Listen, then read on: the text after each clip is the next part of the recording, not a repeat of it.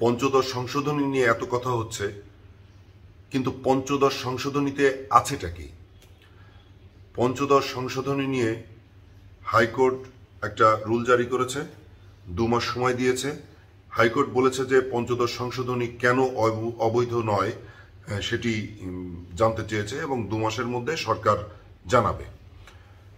এদিকে আমরা দেখলাম যে সুজনের বদিউল আলম মজুমদার তিনি অনেক কথা বলছিলেন, তার মধ্যে কথা হচ্ছে যে পঞ্চদশ সংশোধনীর মধ্য দিয়ে, এবং একই কথা অ্যাটর্নি জেনারেলও বলছেন যে পঞ্চদশ সংশোধনীর মধ্য দিয়ে অগণতান্ত্রিক পথে বাংলাদেশ হেঁটেছে।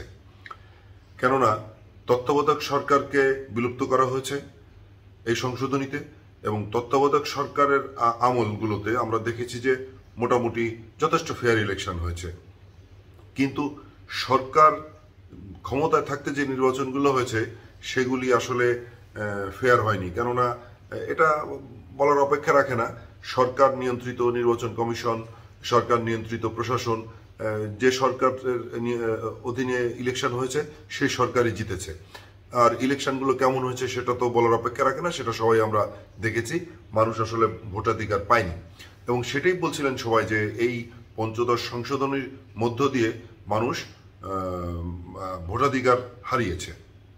কিন্তু পঞ্চদশ সংশোধনীতে আরো কয়েকটা বিষয় কিন্তু আছে, সেগুলো বেশ উল্লেখযোগ্য। তার মধ্যে একটি হচ্ছে যে পঞ্চদশ সংশোধনীতে বঙ্গবন্ধুকে জাতির জনক হিসেবে স্বীকৃতি দেওয়া হয়েছে। তারপর আরেকটি বিষয় আছে নারী সংসদে সংরক্ষিত যে আসন, নারী আসন, সেখানে 45 জন থেকে 50-এ উন্নীত করা হয়েছে। তো এই বিষয়গুলি অনেক বেশি উল্লেখযোগ্য।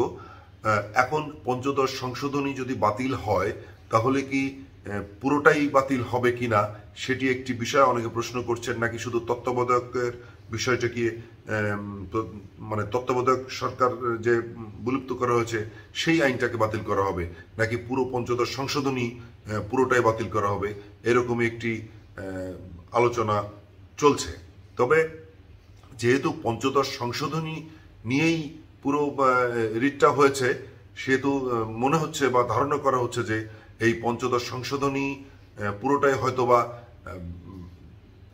বিলুপ্ত হতে পারে, অথবা সেটা নাও হতে পারে। আর বিষয়গুলো আইনি বিষয়, যেগুলো আসলে অনেক কিছু সংবিধানের অনেক বিষয় জানা না থাকার ফলে আমরা ওইভাবে বলতে পারবো না।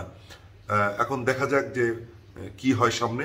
তবে পঞ্চদশ সংশোধনী একটি খুব গুরুত্বপূর্ণ বিষয় হয়ে সামনে আসবে, এটি বোঝা যাচ্ছে। সবাই ভালো থাকবেন, সুস্থ থাকবেন।